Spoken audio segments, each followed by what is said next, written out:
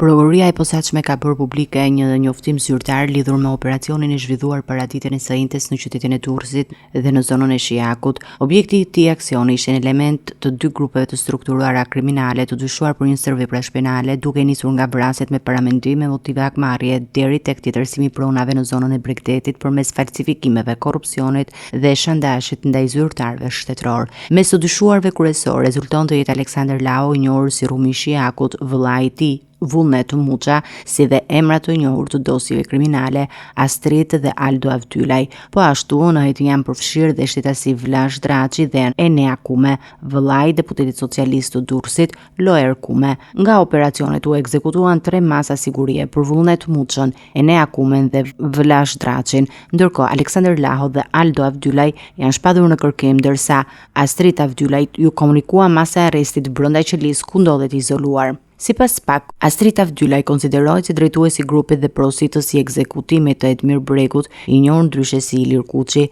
Viktima u vra në Durrës në 21 janar 2021 në shenjë hakmarrje pas tentativës për të eliminuar Aldo Avdylajin, nipin e Astridit. Hetimet kanë zbuluar se në këtë ngjarje rolin e koordinatorëve e kanë pasur Aldo Avdylaj dhe Enea Kume, ndërsa autorët të dyshuar të krimit rezultojnë shtetasit me iniciale ED dhe AD, që të dy sot janë të shpadur në kërkim. Nga ana tjetër, PAK ka shpadur në kërkim edhe Aleksander Laon, i cili akuzohet për krimin e një grupi kriminal me qëllim tjetërsimin e pronave në gjirin e Lalzit. Sipas dosjes hetimore, ky grup kriminal kishte ngritur një skem për të regjistruar tokat e lakmuara në Bregdet në emër të banorëve të zonës, shpesh pa dijenin e tyre për t'i transferuar më pas tek persona të tretë përmes korrupsionit ose shantazhit ndaj punonjësve të kadastrës. Operacioni i fundit i SPAK-ut konsiderohet si një ndër goditjet më të forta ndaj grupeve të përfshira njëkohësisht në krime të dhunshme dhe aktivitete ekonomike kriminal, duke hapur një tjetër front hetimi për lidhjet mes botës së krimit dhe institucioneve shtetërore.